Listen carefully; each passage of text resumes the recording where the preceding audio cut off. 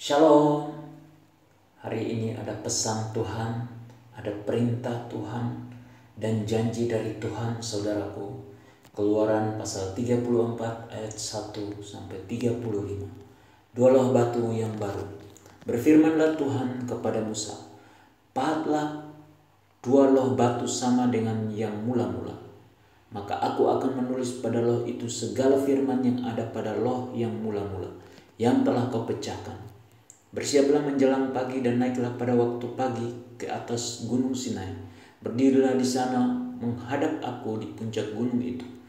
Tetapi janganlah ada seorang pun yang naik bersama-sama dengan engkau, dan juga seorang pun tidak boleh kelihatan di seluruh gunung itu.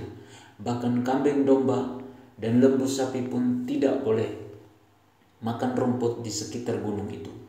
Lalu Musa memahat dua loh batu sama dengan yang mula-mula.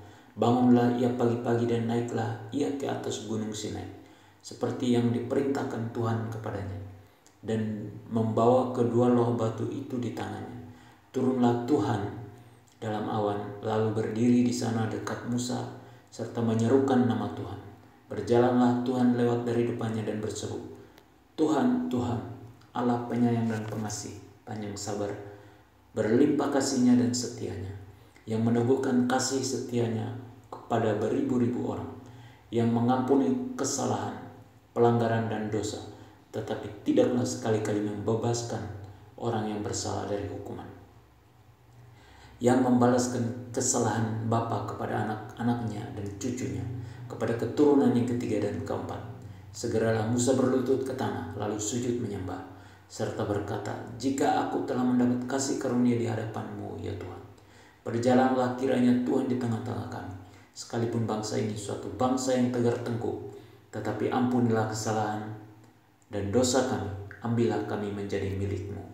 Firman-Nya, sungguh aku mengadakan suatu perjanjian di depan seluruh bangsa-Mu ini, akan kulakukan perbuatan-perbuatan yang ajaib, seperti yang belum pernah dijadikan di seluruh bumi, di antara segala bangsa, seluruh bangsa, dan yang di tengah-tengahnya engkau diam, akan melihat perbuatan Tuhan, sebab apa yang akan kulakukan dengan engkau sungguh-sungguh dahsyat. Tetapi engkau berpeganglah pada yang kuperintahkan kepadamu pada hari ini. Lihat, aku akan menghalau dari depanmu orang Amori, orang Kanaan, orang Het, orang Feris, orang Hewi, dan orang Yebus. Berawas-awaslah, janganlah kau adakan perjanjian dengan penduduk negeri yang kau datangi itu, supaya jangan mereka menjadi jerat bagimu di tengah-tengahmu. Sebaliknya mezbah-mezbah mereka haruslah kamu rubuhkan, tugu-tugu berhala mereka kamu remukkan, dan tiang-tiang berhala mereka kamu tebang. Sebab janganlah engkau sujud menyembah kepada Allah lain, karena Tuhan yang namanya cemburuan adalah Allah yang cemburu. Janganlah engkau sampai mengadakan perjanjian dengan penduduk negeri itu.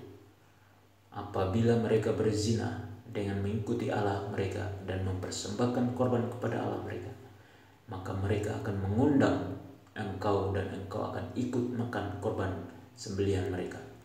Apabila engkau mengambil anak-anak perempuan mereka menjadi istri anak-anakmu, dan anak-anak perempuan itu akan berzina dengan mengikuti Allah mereka, maka mereka akan membujuk juga anak-anakmu laki-laki untuk berzina dengan mengikuti Allah mereka. Janganlah kau buat bagimu Allah tuangan. Hari raya roti tidak beragi haruslah kau pelihara. 7 hari lamanya engkau harus makan roti yang tidak beragi, seperti yang kuperintahkan kepadamu. Pada waktu yang ditetapkan dalam bulan Abib, sebab dalam bulan Abib itulah engkau keluar dari Mesir. Segala apa yang lahir terdahulu dari kandungan, akulah yang mempunyai. Juga segala ternakmu yang jantan, anak yang lahir terdahulu dari lembu atau domba. Tetapi anak yang lahir terdahulu dari keledai haruslah kau tebus dengan seekor domba. Jika tidak kau tebus, haruslah kau patahkan batang lehernya. Setiap yang sulung dari antara anak-anakmu haruslah kau tebus, dan janganlah orang menghadap ke hadiratku dengan tangan hampa. 6 harilah lamanya engkau bekerja, tetapi pada hari yang ketujuh haruslah engkau berhenti, dan dalam musim membajak dan musim menuai haruslah engkau memelihara hari perhentian juga. Hari raya 7 minggu, yakni hari raya buah bungaran dari penuaian gandum, haruslah kau rayakan. Juga hari raya pengumpulan hasil pada pergantian tahun. 3 kali setahun segala orangmu yang laki-laki haruslah menghadap kehadirat Tuhanmu, Tuhan Allah Israel. Sebab aku akan menghalau bangsa-bangsa dari depanmu dan meluaskan daerahmu, dan tiada seorang pun yang akan mengingini negerimu apabila engkau pergi untuk menghadap kehadirat Tuhan Allah 3 kali setahun. Janganlah darah korban sembelihan yang kepadaku kepersembahkan beserta sesuatu yang beragi. Dan janganlah ada dari korban sembelihan dari pada hari raya Paskah bermalam sampai pagi. Yang terbaik dari buah bungaran hasil tanahmu haruslah kebawa ke dalam rumah Tuhan Allah. Janganlah engkau masak anak kambing dalam susu induknya. Berfirmanlah Tuhan kepada Musa, tuliskanlah segala firman ini, sebab berdasarkan firman ini telah kuadakan perjanjian dengan engkau dan dengan Israel. Dan Musa ada di sana bersama-sama dengan Tuhan 40 hari 40 malam lamanya, tidak makan roti dan tidak minum air.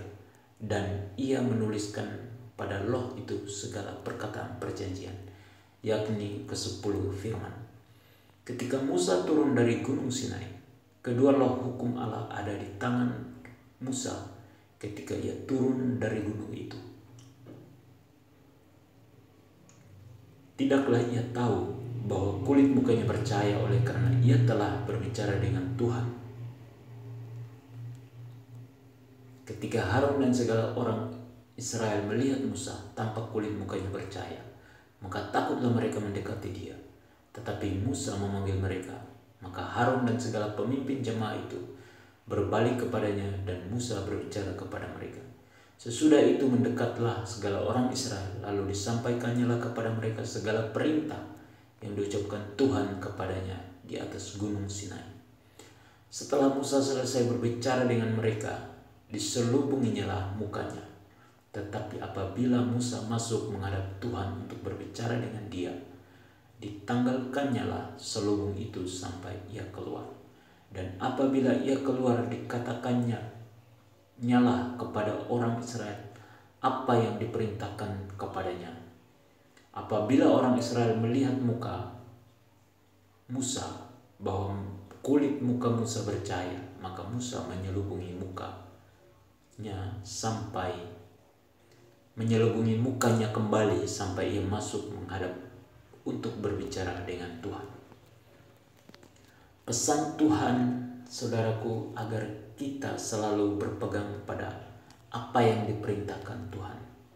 Perintah, janganlah kita membuat Allah tuangan atau buatan manusia dan berawas-awas terhadap orang-orang yang tidak percaya kepada Tuhan. Janji Tuhan bahwa kita akan melihat dan mengalami perbuatan-perbuatan Tuhan yang ajaib dalam hidup kita. Amin. Tuhan Yesus memberkati kita semua.